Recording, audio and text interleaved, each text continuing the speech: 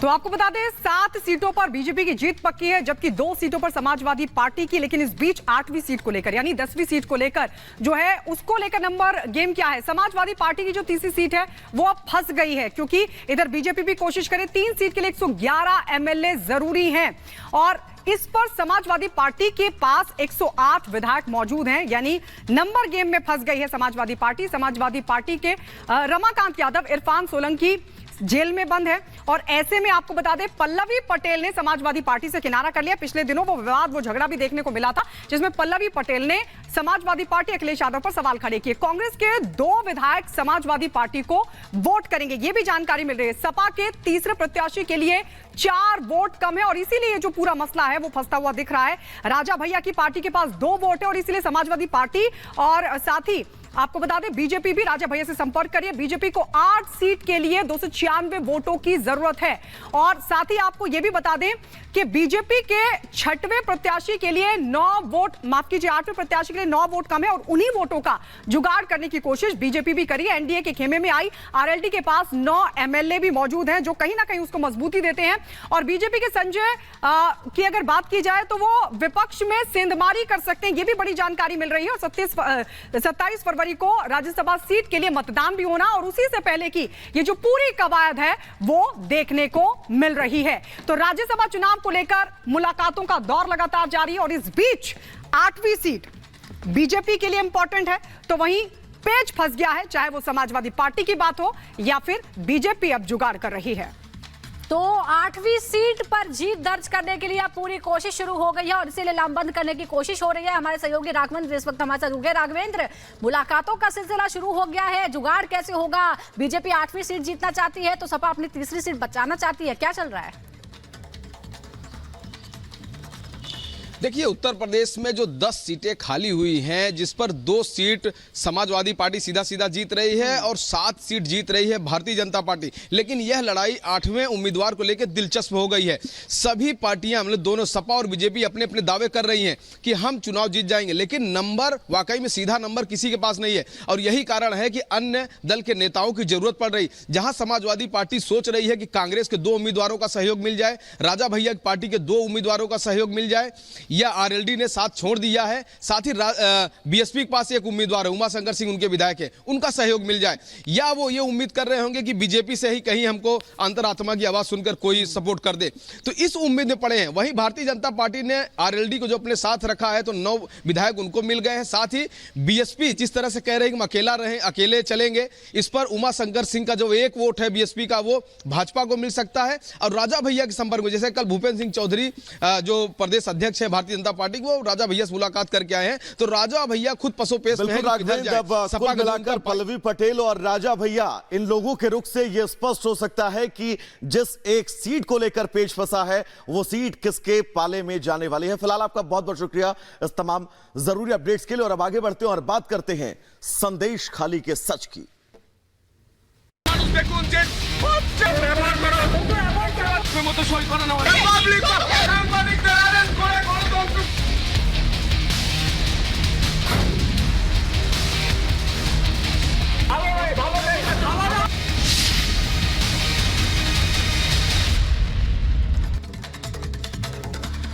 तो चलिए आगे बढ़ेंगे और बात संदेश खाली के सच की करेंगे और उस सच को जानने के लिए अब एसटी आयोग की टीम भी संदेश खाली पहुंच चुकी है।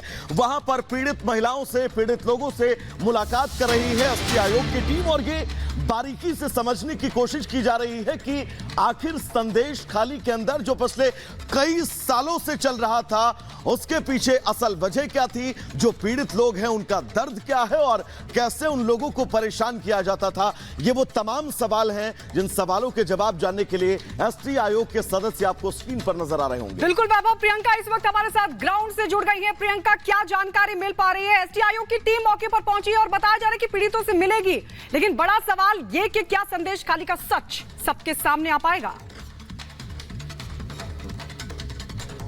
बिल्कुल, देखिए ये एक बड़ा सवाल है कि आखिर सच किस तरीके से और सामने आना बाकी है, लेकिन टीम जो है वो मिल रही है इस वक्त। जो है यहाँ पर राष्ट्रीय अनुसूचित जनजाति आयोग की टीम यहाँ आप देखेंगे सीधा उसी घर में है, पीड़ितों से मुलाकात कर रही है, बात कर रही है। मीडिया को आगे जाने से अब रोका गया है, पीछे मीडिया का पूरा जमावड़ा लगा हुआ है। लेकिन आपको बता दें कि यहाँ पर इससे पहले भी राष्ट्रीय महिला आयोग की टीम आई थी और साथ ही मानवाधिकार आयोग की टीम भी आई थी, जिन्होंने पूरी एक रिपोर्ट तैयार की है। वो जगह जगह पहुंचे हैं। ये जहां पर हम हैं, ये नूतन पाड़ा संदेश खाली का गांव है और यहाँ पर भी कहते हैं जो विक्टिम्स है, जो पीड़ितों की संख्या है वो बहुत ज्यादा है। सवाल यही है इन महिलाओं का भी और लगातार जनता का भी कि आखिर जो एब्सकॉन्डेड नेता है, जो फरार नेता है शाहजहां शेख, उसकी गिरफ्तारी कब होगी। यहाँ पर रेन ऑफ टेरर यानी कि पूरा एकदम आतंक का पूरा वो चल रहा था यहाँ पर एक साम्राज्य, उस पर कहीं ना कहीं अब रोक लगने का प्रयास किया गया है।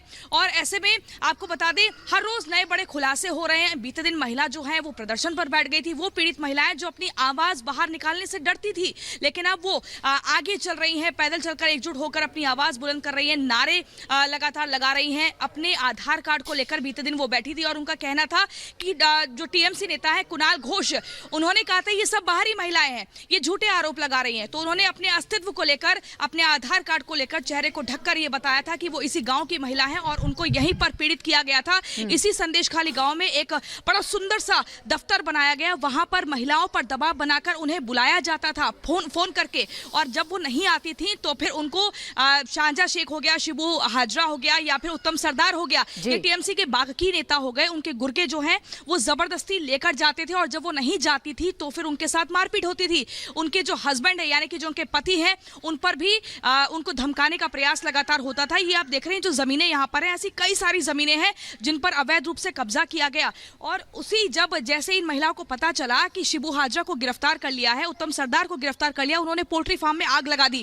वो आग लगाना इसलिए था क्योंकि उनकी जमीनों पर कब्जा किया गया और उनका गुस्सा वहां पर भड़क उठा था। लेकिन आपको बता दें यहाँ पर जो टीम पहुंची है, इससे पहले मानवाधिकार आयोग की टीम ने राज्य के प्रमुख सचिव और डीजीपी को एक रिपोर्ट पूरी तैयार करके दी है और अगले एक हफ्ते का समय दिया गया है कि आप बताइए कि आखिर इस तरह से लापरवाही क्यों बरती गई। क्योंकि संदेश खाली के थाने में जब ये महिलाएं जाती थी तो इनको भगा दिया जाता था और ये कहा जाता था आप जाइए शिबू हाजरा के पास जाइए, वही आपकी परेशानी का समाधान कर सकता है। अरे वो कैसे करेगा, वो तो अपने पास ले जाकर इनके साथ हमने देखा पिछले दिनों कि जब भी कोई टीम आई है, चाहे कोई डेलीगेशन आया हो पॉलिटिकल पार्टी का, तो यहाँ टकराव की स्थिति देखने को मिली है। आज के हालात क्या है, क्या अब प्रशासन को ये समझ आ रहा है मामले की गंभीरता क्या है, संवेदना क्या है, क्या अब हालात बदले? क्योंकि हमने सुना था कि आज सुरक्षा और कहीं ज्यादा बढ़ाई गई है। जी बिल्कुल, देखिए जब हम धमाकाली से संदेश खाली आ रहे थे वहां पर कोई फ्लाईओवर नहीं है, एक नाव के सहारे जिसे फेरी बोलते हैं उसके माध्यम से आना पड़ता है। वहां पर भी हम देख रहे थे सीआरपीएफ की जो पुलिस है वो जबरदस्त तरीके से वहां पर संख्या दिख रही है, महिला पुलिसकर्मियों की संख्या दिख रही है। पूरा एक गांव हम देखें तो छावनी में तब्दील हो गया है। धारा 144 लगी हुई है, जगह जगह चप्पे चप्पे पर पुलिसकर्मियों की तैनाती है। अब इस पूरे मामले को एक सियासी भूमि ना बनाया जाए, इसका भी प्रयास किया जा रहा है। अभी तक हम देख रहे थे नेताओं का लगातार दौर हो रहा है, अलग अलग पार्टियों के नेता आ रहे हैं, अपनी प्रतिक्रिया दे रहे हैं। लेकिन अब यहाँ पर ये जो आयोग की टीम है, अलग अलग आयोग की टीम है, वो आ रही है, वो ये समझना चाहती है सियासत से परे कि आखिर सच्चाई क्या है, जमीनी हकीकत क्या है, क्या इसे वाकई एक राजनीतिक मुद्दा बनाया जा रहा है या फिर कुछ ऐसी बात है जो महिलाओं के एकदम कहीं ना कहीं अंदर जहन में दबी हुई थी और उसको समझना होगा। तो हम देखिए जिस गांव में, जिस भी घर में टीम जा रही है, हम वहां पर पहुंचते हैं और ये देखते हैं उस टीम में दर्ज होता है उन पीड़ितों का बयान, वो बताती है। बिल्कुल प्रियंका, बहुत माफी के साथ आपको रोकना चाहेंगे। एक बड़ी खबर इस बीच अपने दर्शकों को बता दें। दरअसल कमलनाथ मामले में जो कांग्रेस है वो सख्त नजर आ रही है। ये बड़ी खबर इस बीच अपने दरअसल बयानबाजी करने वालों पर एक्शन संभव है, ये सूत्रों के हवाले से खबर है। पार्टी विरोधी बयानबाजी पर नोटिस जो है वो दिया जा सकता है। सज्जन वर्मा, दीपक सक्सेना को नोटिस संभव है। तो बड़ी खबर, पार्टी विरोधी जिसने बयानबाजी की है उस पर एक्शन लेने की तैयारी की जा रही है। फिर वो चाहे सज्जन वर्मा हो, दीपक सक्सेना हो, इन सभी लोगों को नोटिस सौंपा जा सकता है। बिल्कुल, तो ये दीपक सक्सेना वही है जिन्होंने सामने आकर ये कहा था कि कमलनाथ का अपमान हुआ है। हार का ठीकरा कमलनाथ के सर पर फोड़ा गया। मध्य प्रदेश विधानसभा चुनाव की हार का ठीकरा फोड़ने की बात दीपक सक्सेना ने कही थी। तो वहीं सज्जन वर्मा अधिकृत किए गए हैं कमलनाथ की तरफ से लगातार स्टेटमेंट देने के लिए। उनकी तरफ से क्या कुछ अब स्टैंड रहेगा उसको लेकर सज्जन वर्मा ही बार बार मीडिया के सामने आ रहे थे पिछले दिनों, और वो ही बता रहे थे कि कमलनाथ कांग्रेस में जा रहे हैं, क्या उनका अपमान हुआ है, नाराजगी है या नाराजगी दूर हो गई है। तमाम बातें सज्जन वर्मा ही कमलनाथ को लेकर रख रहे थे। और अब ये बड़ी जानकारी के इस पूरे मामले में कांग्रेस सख्त हो गई है। बयानबाजी करने वालों पर एक्शन संभव है, ये सूत्र बता रहे हैं। और सूत्र ये भी बता रहे हैं कि पार्टी विरोधी बयानबाजी पर नोटिस जा सकता है। सज्जन वर्मा और दीपक सक्सेना को नोटिस संभव है, पीसीसी जारी कर सकती है अनुशासनहीनता करने वाले नेताओं के खिलाफ नोटिस। इससे एक बात तो साफ हो गई है कि कांग्रेस भी अब कमलनाथ और कमलनाथ के करीबी नेताओं से नाराज है। कमलनाथ लगातार नाराज चल रहे हैं, इस बात को बाकायदा कमलनाथ ने अपने रिएक्शंस में भी बताया, कई बार संकेत दिए इस बात के भी कि वो कांग्रेस से किनारा कर सकते हैं। हालांकि खुलकर कुछ नहीं बोले, लेकिन अब जो उनके करीबी नेता